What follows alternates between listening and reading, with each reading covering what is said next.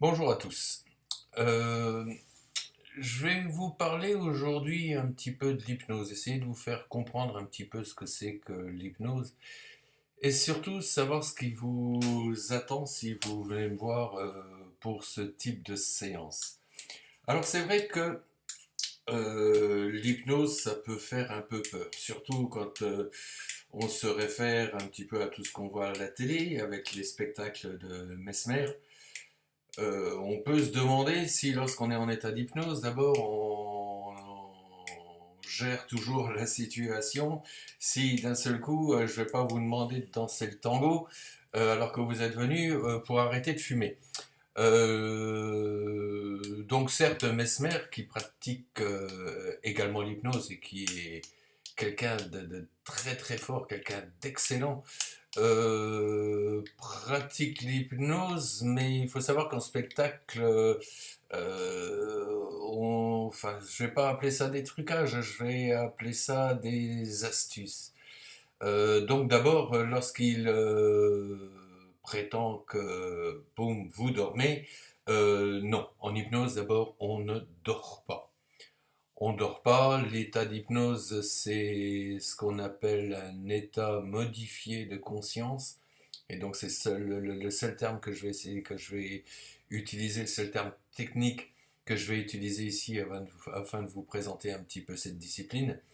Donc c'est un état modifié de conscience. Dans l'état modifié de conscience, on est toujours en conscience. Donc, lors d'une séance, on continue d'entendre tout ce qui se passe autour de soi. On entend forcément ma voix, c'est mieux, mais on entend également les bruits extérieurs, les bruits de la maison, enfin tout quoi.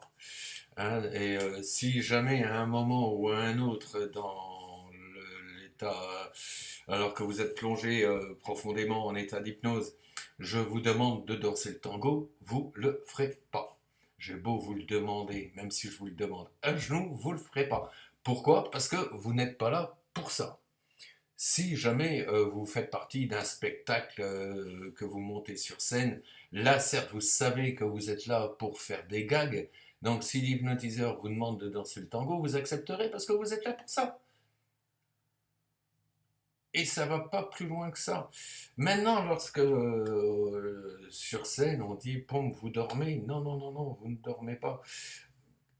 Cette technique, pareil, on l'utilise, moi je l'utilise et puis je vous le fais utiliser après par la suite. C'est ce qu'on appelle un ancrage, un ancrage.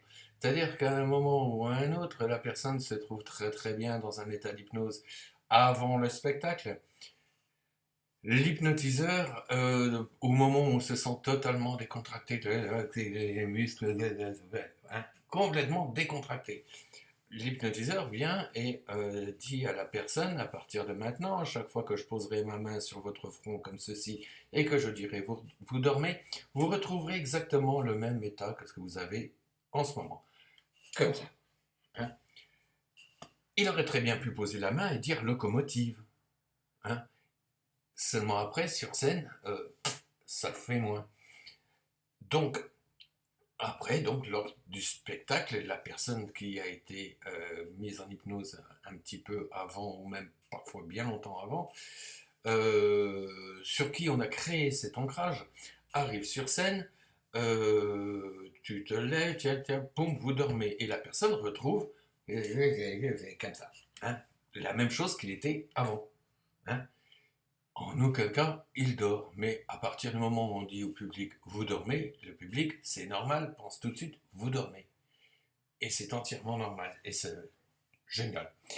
Mais on ne dort pas. On ne dort absolument pas. On est conscient de tout. C'est-à-dire qu'il faut bien savoir une chose pour les personnes qui ont parfois une petite crainte quand même à pratiquer l'hypnose.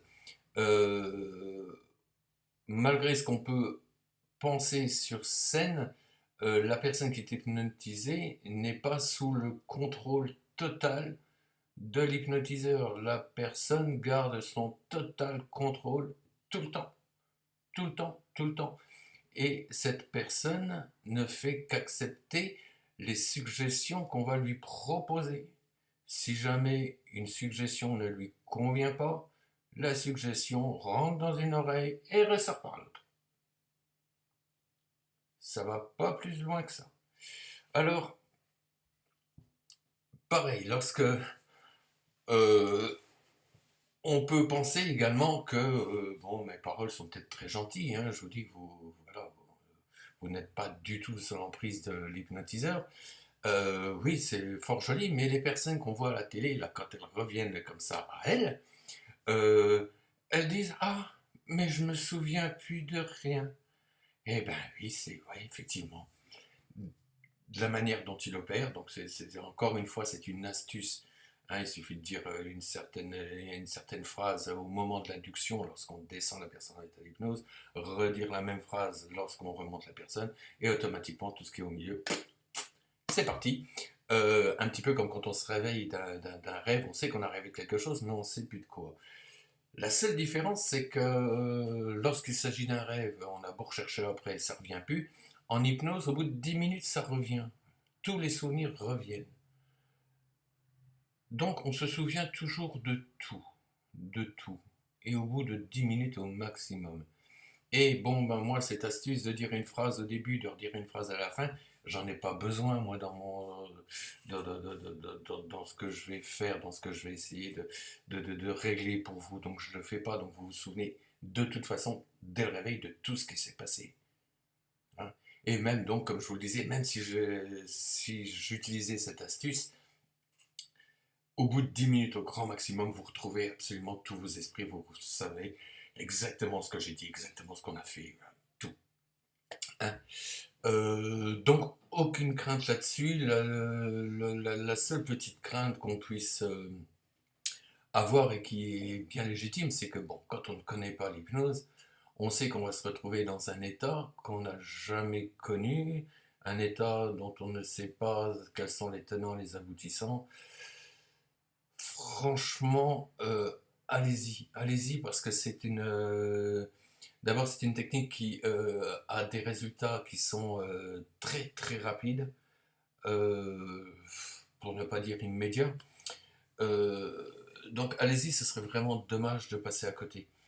Euh, et surtout, n'ayez pas peur. Je sais bien que lorsque je vous dis ça, c'est un petit peu comme si vous ne savez pas nager et que je vous dis plongez dans la piscine. N'ayez pas peur, faites-moi confiance. Oui, je sais, mais ouais, faites confiance. C'est la plupart des gens d'ailleurs, lorsqu'ils font de l'hypnose pour la première fois, bah, certes, lorsqu'ils reviennent, ils disent ah, ça fait bizarre. Et quelque part, sont presque déçus. Déçus parce qu'ils s'attendaient à toute autre chose, carrément à partir, je sais pas où, mais je sais pas ce qui peut se passer dans l'imaginaire des gens, mais voilà, ils sont surpris de ne pas avoir dormi, justement. Ils sont surpris de se souvenir de tout, donc d'avoir vécu à fond cette expérience. Ils l'ont vécu totalement. Ils se souviennent de tout, exactement ce que je leur ai fait vivre pendant cet état. Et voilà, quelque part, ils sont un peu déçus. Mais ils disent quand même, ça fait bizarre. Ça fait bizarre. Pourquoi? Parce qu'on a quand même l'impression quelque part de se réveiller alors qu'on ne se réveille pas. Euh, les muscles qui ont été complètement décontractés pendant toute la séance qui reviennent un petit peu euh, à eux, voilà. Ça fait bizarre. Je sais, j'ai entendu dire bien souvent que lorsqu'on fait un quart d'heure d'hypnose, c'est un petit peu comme si on avait dormi 3 heures. Imaginez quand même que moi, la séance réelle d'hypnose, généralement dure une petite demi-heure. La nuit est presque faite, quoi. Hein. Donc voilà. Alors, bien. Alors, comment va se dérouler une séance d'hypnose? Vous m'avez appelé, nous avons pris un rendez-vous, vous venez me voir. Et vous rentrez ici dans cette pièce où je vais vous recevoir. Au passage, j'en profite pour montrer à ma copine Nadine là, tous mes symboles de Reiki qui sont inscrits ici. Donc vous venez me voir. Et on commence à discuter. C'est-à-dire que vous allez m'expliquer quel est votre problème, comment vous le vivez. dans quelles conditions vous pouvez le vivre, s'il s'agit, je sais pas, peut-être d'une phobie. Qu'est-ce que vous ressentez au moment où vous êtes confronté à cette situation? Peut-être quand est-ce que vous avez vécu cette situation pour la première fois? Comment vous le viviez avant de rencontrer le... Voilà, enfin, bon, bref. Vous me racontez absolument tout. Pendant ce temps-là, moi j'élabore un scénario, le scénario que je vais utiliser ensuite pour la séance d'hypnose. C'est pour ça qu'il est important que vous me disiez comment vous le vivez. Il est bien évident que quelqu'un qui a la phobie des araignées, par exemple, va me le raconter d'une certaine manière. La personne qui va venir juste après elle et qui aura également cette phobie des araignées, la vivra, la ressentira autrement, aura d'autres mots pour l'exprimer. Donc tout ça, euh, c'est à ça que sert ce long moment de partage qu'on a avant de commencer une séance d'hypnose. Je vais essayer d'enregistrer pour moi le plus possible d'éléments qui vont me permettre ensuite de faire le scénario le plus efficace pour vous. Et pour vous sortir, bien entendu, de cet état, ben, soit une phobie, soit l'envie de fumer, soit... Voilà. Hein. Hein, donc tout ça, ce moment où on discute ensemble, je ne vous questionne pas pour connaître votre vie, je vous questionne pour essayer de savoir comment vous vivez ces expériences qui ne sont pas très agréables. Donc j'élabore en même temps donc le scénario et donc nous commençons ensuite la séance d'hypnose. Alors la séance d'hypnose va se passer généralement en 3 phases. La première phase, c'est donc la phase de l'induction. Donc on induit l'état d'hypnose. C'est là que je vais parler, que si possible, laissez-vous aller, laissez-vous aller. Ne forcez pas non plus. C'est-à-dire qu'à un moment ou à un autre, si je vous dis progressivement, vous allez fermer les yeux, fermez pas les yeux comme ça parce que non, laissez les yeux se fermer tout seuls. Donc ça, laissez faire.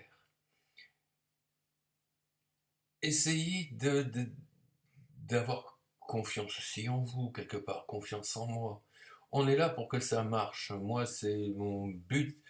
Plus que mon but, c'est ma passion de voir rentrer les gens chez moi avec un problème et de les voir ressortir libérés de leurs problèmes. C'est ma passion. Donc laissez faire les choses, simplement, tout simplement.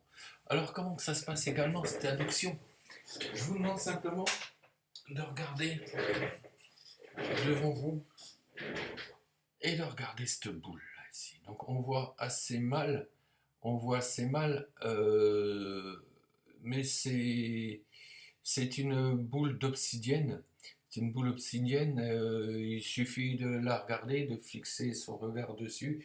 On va voir que donc certes la vision se modifie un petit peu, que ça devient trouble, ce qui est normal quand on fixe quelque chose, il n'y a rien d'extraordinaire là-dedans. Et progressivement, donc plus vous allez regarder cette boule, plus vous allez écouter le son de ma voix, et plus vous allez vous détendre. Je vais faire en sorte que vous vous détendiez, mais laissez faire. N'essayez pas de lutter lorsque vous regardez la boule en étant comme ça. Non, je ne fermerai pas les yeux. Non, si, oui, vous fermez les yeux. Non, je ne les fermerai pas. J'y arrive quand même, vous inquiétez pas, mais c'est plus long. On se retient et donc on risque aussi peut-être de se retenir pendant la séance d'hypnose. C'est dommage. Ça marche aussi quand on se retient, hein, je vous rassure tout de suite. Mais c'est dommage, c'est quand même une expérience qui est assez extraordinaire. C'est dommage de passer à côté ou d'en cacher une partie. Donc laissez-vous aller. Laissez-vous simplement aller. Euh, Toutes les personnes qui sont rentrées ici sont toujours ressorties en excellent état, je vous rassure. Il n'y a personne qui a eu de problème, hein. Donc laissez-vous aller. Je sais que c'est impressionnant. Je sais que c'est impressionnant. Je sais que c'est, je l'ai déjà dit tout à l'heure, comme si je vous demandais de sauter à l'eau et que vous ne savez pas nager et que je vous dis allez-y, faites-moi confiance. C'est un peu ça, sauf qu'il ne risque pas de se noyer sur mon fauteuil. Mais c'est tout quoi, hein. Allez-y simplement, laissez-vous faire, laissez-vous porter. Laissez-vous porter. En plus, bon, quand même, vous êtes là pour ça, quoi. Vous êtes venu, vous sortez 35 € pour une séance, ben autant le faire, quoi. Je sais pas. Après, c'est votre choix, mais bon, non, non, sans rire. Euh, donc, il y a cette période d'induction. À un moment ou à un autre, je calibre, c'est le terme qu'on emploie, je constate par un moyen ou par un autre, hein, ça c'est mon boulot, que vous êtes effectivement plongé dans cet état d'hypnose. À partir de ce moment-là, c'est là que je vais commencer à raconter le petit scénario que j'ai monté pendant la période de préparation et que je vais vous raconter une histoire, que je vais vous placer peut-être dans une situation. Encore une fois, il n'y a pas de script qui sont préparés, il n'y a pas de bouquin avec quand quelqu'un souffre de ci, bon, il faut faire ceci. Lorsque quelqu'un a ceci, ben hop, ça c'est tel texte. C'est pas des textes qu'on apprend par cœur, c'est de l'improvisation totale. Improvisation ne veut pas dire non plus n'importe quoi. Un petit peu comme en musique, si un saxophoniste de jazz improvise, il va improviser sur une grille d'accords, c'est-à-dire qu'il aura une ligne directrice. En hypnose, c'est pareil. Pardon. On a une ligne directrice qui a été montée en fonction de ce que vous m'avez raconté. Et là, je raconte. Et même, je vous avoue un petit secret, c'est que pendant que je vous raconte justement toutes ces choses-là, toutes ces suggestions, qui vont vous aider à sortir du problème que vous connaissez. Je le vis aussi, moi. C'est-à-dire que tout ce que je vous raconte, que je vous fais imaginer, bah, je l'imagine aussi moi-même. D'un autre côté, c'est plus facile, je me fais le film de mon côté, vous le vivez tel que vous le voulez, mais moi, au moins, j'ai également mon fil conducteur. Donc, sorti de là, une fois que j'ai réussi donc à enlever ce problème en état d'hypnose.